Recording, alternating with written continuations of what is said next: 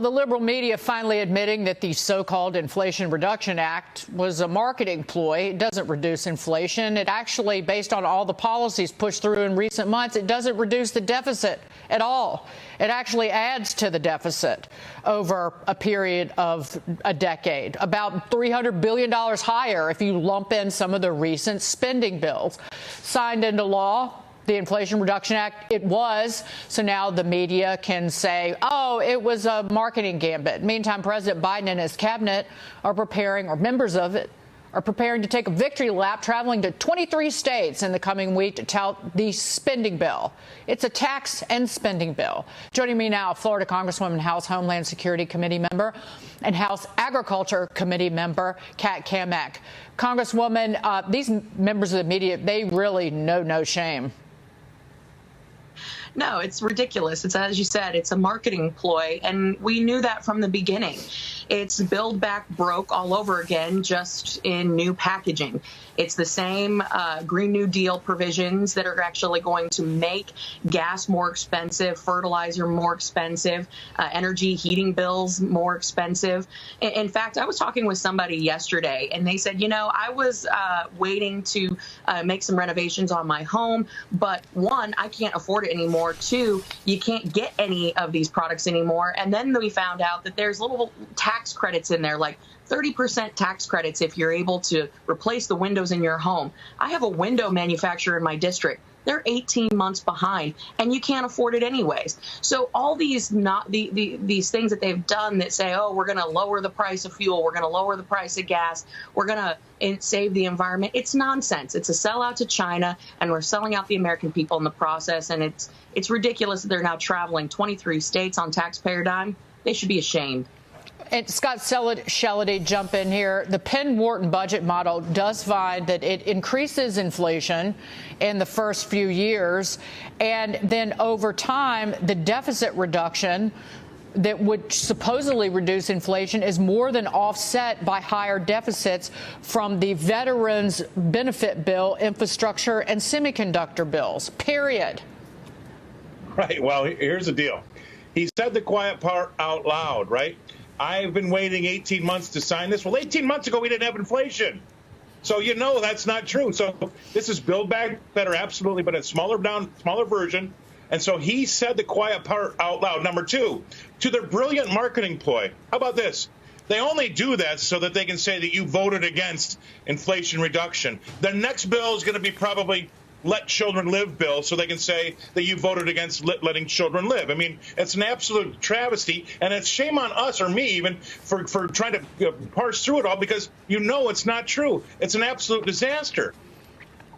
It is. Congresswoman, to Scott's point, inflation was running at, I believe it was 1.4% in December of 2020, and the economy was growing at a 4.5% clip. Annualized clip. So in a year and a half, Joe Biden and company have done what it took both LBJ and Nixon to do to this economy in terms of inflation and slow growth that took them, I think it was about 7 years. Yeah, I mean, that's the thing. It's all marketing, and it's all just smoke and mirrors when it comes to the Democrat agenda. It's like the Affordable Care Act. There's nothing affordable about it. The notion that you can keep your doctor when so many millions of Americans lost their doctors and their plans.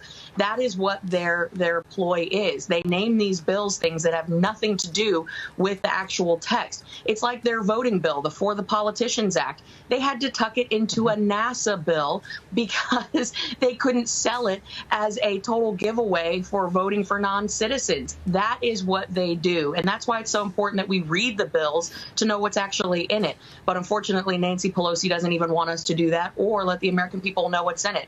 So again, more inflation. Even Bernie Sanders isn't buying it. It was a bad idea a year ago when they proposed this legislation. It's a bad idea now, and it's going to hurt even worse.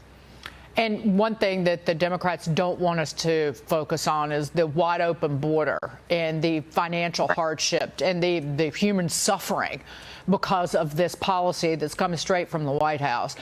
Fox News cameras capturing Border Patrol agents opening a previously locked gate at the southern border to allow illegal migrants to travel deeper into the U.S. This as Customs and Border Protection say the number of migrant encounters at the southern border has now exceeded 2 million this fiscal year, the fiscal year not over yet. This was the Texas National Guard had put up this gate. It was opened by Border Patrol. Your reaction to this in Eagle Pass, Texas? This was yesterday, captured by Fox, but also the real hardship on communities far and wide because of this policy. Listen, we know every town in America is a border town today. In fact, this Saturday, I have Border Patrol agents coming to my district in Florida to share their stories, their experiences, because we are feeling the effects here in Florida, as is every other town in America. Last night, I spoke to a mom who lost her 28-year-old daughter to one pill. She thought she was taking Xanax. In fact, it was fentanyl and methamphetamine that came from the border. My sheriffs have said repeatedly, we're finding fentanyl and bricks of fentanyl that have stamps of border cartels on them.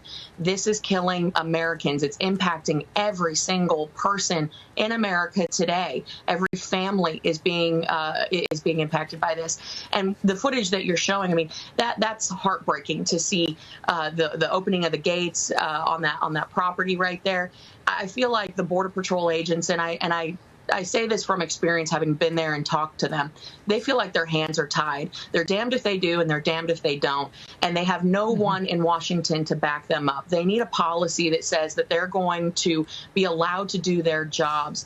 And God bless Texas for stepping up and trying to fill that void where the federal government has fallen down.